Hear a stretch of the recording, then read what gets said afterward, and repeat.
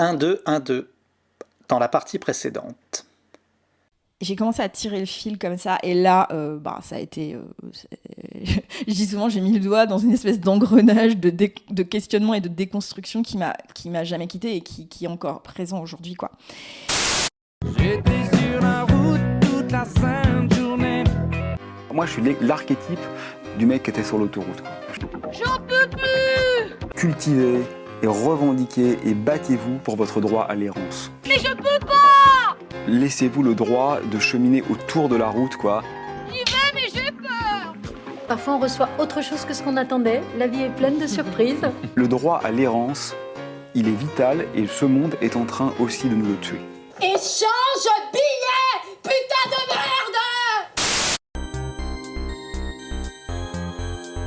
Bonjour, vous écoutez Bifurqué, des histoires qui valent le détour. Une série d'entretiens réalisés par les Pandarous, petits médias qui prouvent que d'autres histoires sont possibles. Épisode 1, Amandine, doucement mais sûrement. Et c'est comme ça que petit à petit, en fait, j'ai été rattrapée par le fait que c'était plus possible pour moi de bosser dans l'industrie chimique, quoi. Même si je faisais un job que j'aimais beaucoup, tu vois, dans le service formation, il y avait de l'humain, ça m'intéressait, j'avais un super boss américain, une big boss française qui était hyper chouette. Mais à un moment, je me suis dit, mais attends, tu sers à développer les compétences de gens qui mettent quand même tous les produits que tu ne veux absolument pas que ta fille ingurgite, voilà. Et là, ça a été extrêmement compliqué. Donc on voit que c'est une transition en douceur, où tu passes de l'audit au RH, puis dans les RH la formation. Donc là quand même la formation commence à tenir quelque chose, puisque finalement c'est ce que tu fais aujourd'hui. Est-ce que tu veux présenter ton activité là, actuelle ? Ouais. Alors il y a 5 ans, du coup j'ai quitté le groupe Solvay en me disant... moi, j'aime ce que je fais, la formation, j'aime ça, je trouve ça chouette de pouvoir développer des compétences, mais je veux que ce soit les compétences qui servent à construire le monde dans lequel j'ai envie que mes filles grandissent. Et quand je les ai quittées, en fait, le fait que je les quitte, ça a été dû à 2 choses.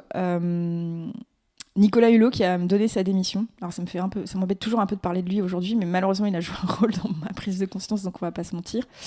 Et à ce moment-là, je venais d'avoir ma 2e fille en 2018, et au même moment, j'avais un collègue qui est venu me complimenter pour un parcours de formation que j'avais fait pour développer des compétences commerciales, de négociation, de négociation.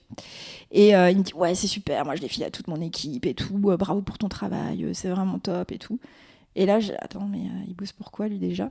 Et en fait, c'était un mec qui travaillait dans une équipe qui mettait en vente des pesticides sur le marché. Et là, mais vraiment, il m'aurait donné une énorme gifle, ça aurait été la même chose en fait. Et 6 mois après, du coup, j'étais partie, j'ai profité, il y a eu un plan de restructuration au sein de Solvay, j'ai levé la main pour partir, j'ai réussi à partir dans des conditions sécurisées. Et là, je me suis dit, moi, j'aime bien ce que je fais, j'aime la formation, mais voilà, je veux le faire pour des structures engagées, pour des assos, voilà. Et donc, j'ai créé Savoir Précieux, et donc Savoir Précieux, c'est toutes les connaissances qui sont nécessaires à la transition écologique et solidaire de nos sociétés aujourd'hui. Et donc, j'ai commencé en faisant le métier que j'exerçais chez Solvay, c'est-à-dire digitalisation de la formation. Donc, sur cette casquette-là, j'ai plus un rôle de chef de projet. Je vais aider à construire des parcours de formation. Puis, petit à petit, j'ai ajouté une autre casquette qui est vraiment, moi, de former, d'animer des ateliers ou des formations moi-même. Donc, je me suis formée à la facilitation. Et puis, plus ou moins au moment où j'ai lancé Savoir Précieux, je suis tombée sur la fresque du climat. Et là, j'ai trouvé ça génial. Je me suis dit, mais purée, enfin un atelier simple qu'on peut proposer. À l'époque, on parlait pas, c'était hyper compliqué d'aborder les sujets environnementaux. Ça restait ségrégué au sein de l'équipe RSE. Enfin, moi, j'avais tenté, quand j'étais chez Solvay, de pousser ces sujets-là avec le digital et tout. Et j'avais pas du tout eu gain de cause. Enfin, c'était hyper compliqué. Et là, on avait enfin un atelier qui allait pouvoir ouvrir des portes. Et c'est ce qui s'est passé, quoi. Enfin, aujourd'hui, il y a presque 2 millions de personnes qui ont fait cet atelier dans le monde. Donc, c'est assez incroyable.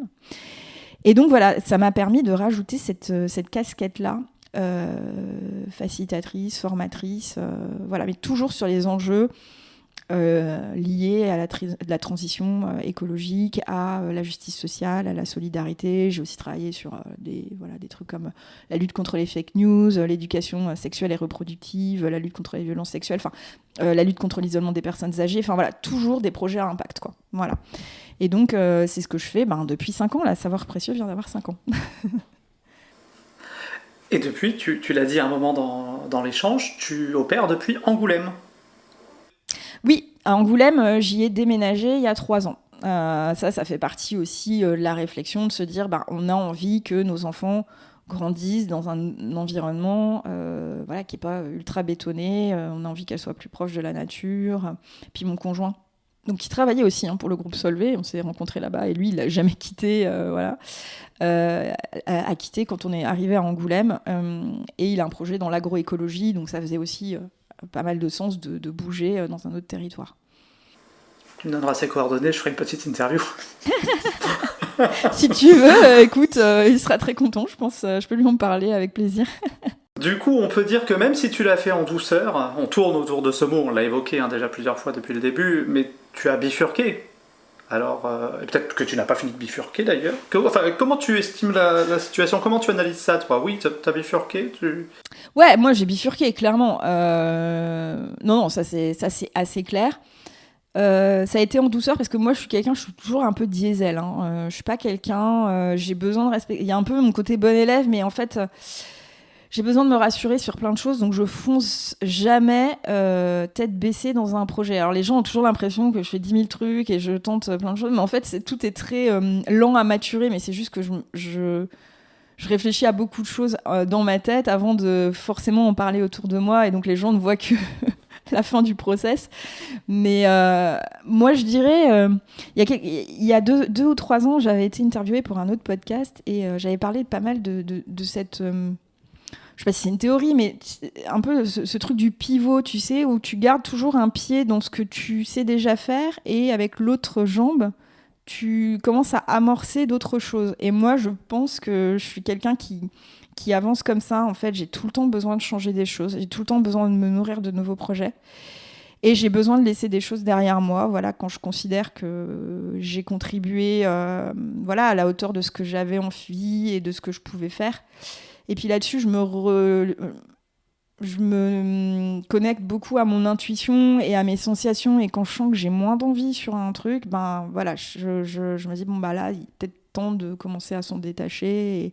Mais je garde toujours un pied dedans et un pied dehors pour voir, tu vois, si l'eau est pas trop glacée, j'en sais rien, tu vois. Mais je fonctionne beaucoup comme ça. Je fais pas de revirement du jour au lendemain. Là, je parlais de mon conjoint, mais lui, il est passé de, j'exagère à peine, mais d'un jour, je suis cadre chez Solvay, machin, et le lendemain, ça y est, je me retrouve dans mon jardin à faire de l'agroécologie, quoi.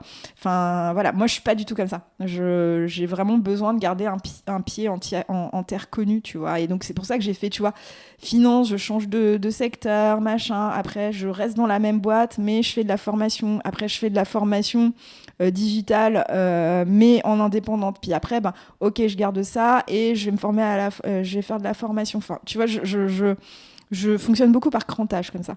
On arrive d'ailleurs à la grande question de cet entretien, c'est est-ce qu'aujourd'hui tu te sens aligné? Et j'imagine que toi et moi, quand on parle d'alignement, on a à l'esprit d'avoir une activité qui remplit tes journées, qui soit à peu près en phase avec tes valeurs. Ouais, tout à fait. Oui, si c'est ça la définition, moi aujourd'hui... Tu peux en proposer une autre? Non, mais c'est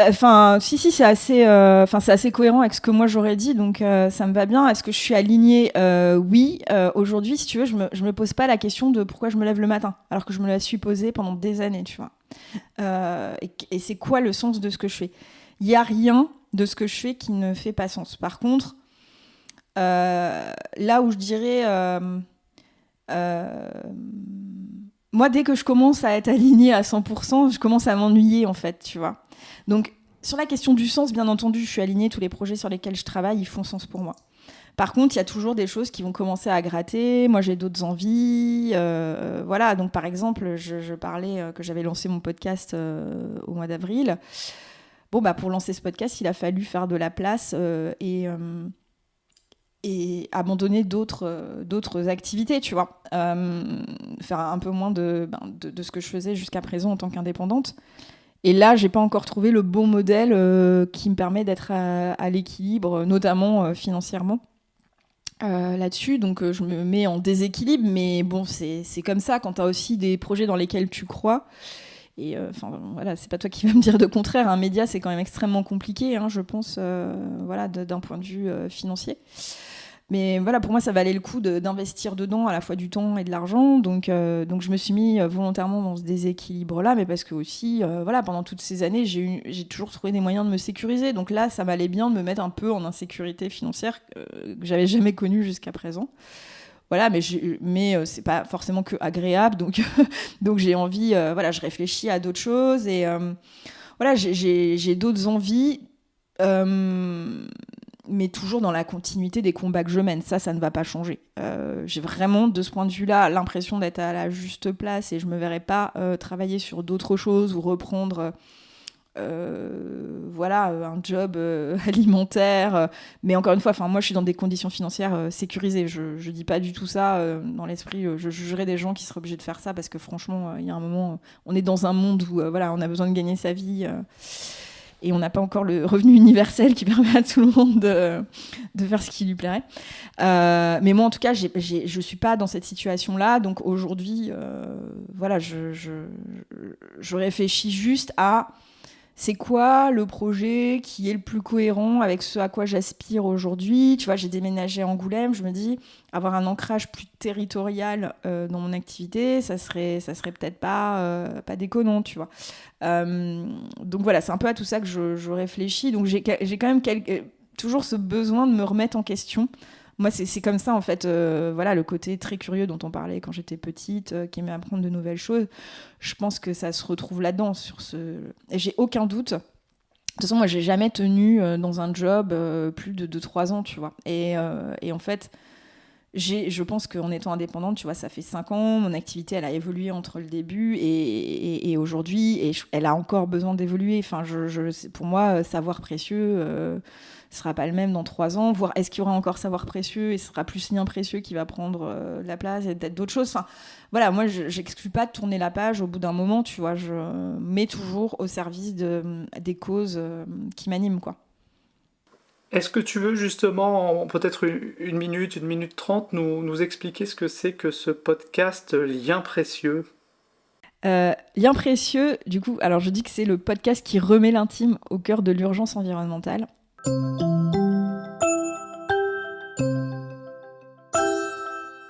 À suivre.